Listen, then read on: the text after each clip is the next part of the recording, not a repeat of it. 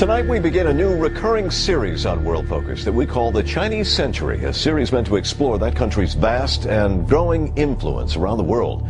A story published in today's Washington Post speaks to China's rapidly growing clout. It said that China has now surpassed Japan as the U.S. government's largest creditor, owning at least 10% of all U.S. debt, perhaps as much as $700 billion. That potentially gives the Chinese tremendous leverage over the United States. No question that the United States was subjected to Chinese espionage. The most serious counterintelligence failures. No other country has succeeded in stealing so much from the United States.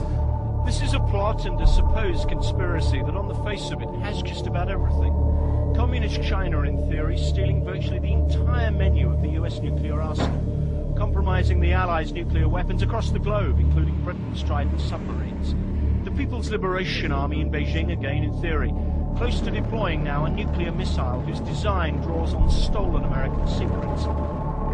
And a President, Bill Clinton, who seemed to take his eye off the proverbial because he wanted to encourage trade with China, so selling them incredibly delicate technology like supercomputers and satellite systems, then receiving in return, wait for this, campaign contributions from American companies doing business with China.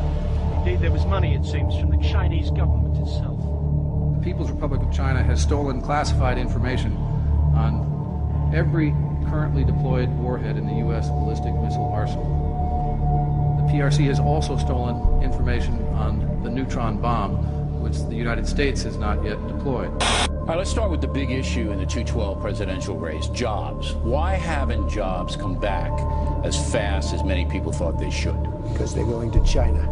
China is taking our jobs, they're making our product, and we have to do something about it, and we have to do something about it quickly. They are decimating our country just as OPEC is decimating oil prices. But how can you compete with Chinese labor, which is much, much less than unionized American labor? I mean, what, are you going to make a law that says you can't, American companies can't manufacture in China? You're going to make a law? By getting China not to manipulate their currency. It's very tough for our companies to compete with Chinese companies because, very simply, they manipulate their currency. And when you manipulate a currency like they do, they're professionals.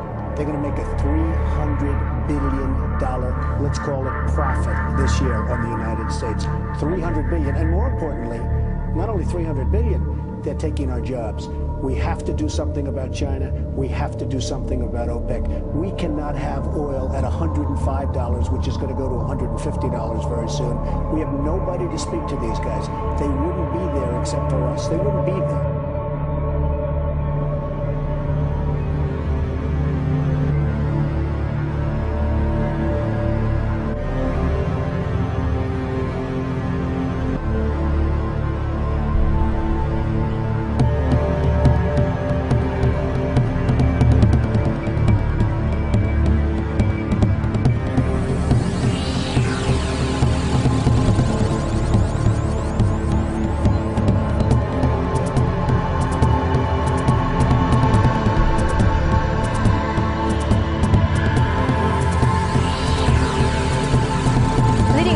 Predict America's age will end in 5 years. The International Monetary Fund forecasts that after more than a century, as the world's largest economy, the U.S.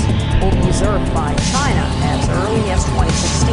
As Helen Ford looks at the sun's definitely rising in the east.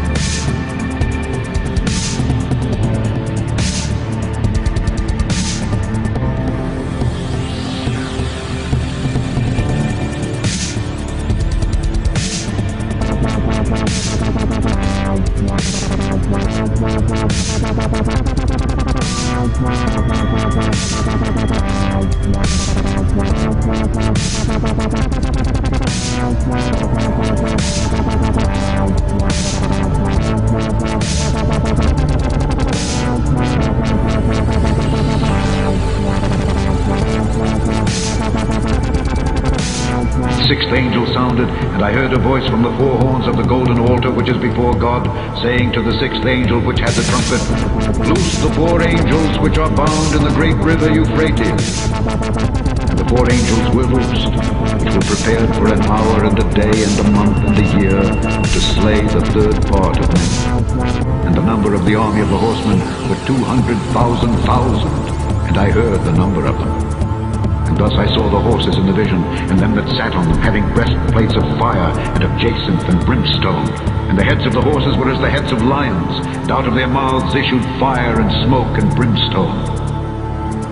By these three was the third part of men killed, by the fire, and by the smoke, and by the brimstone which issued out of their mouths. For their power is in their mouths and in their tails. For their tails were like unto serpents, and had heads, and with them they do hurt.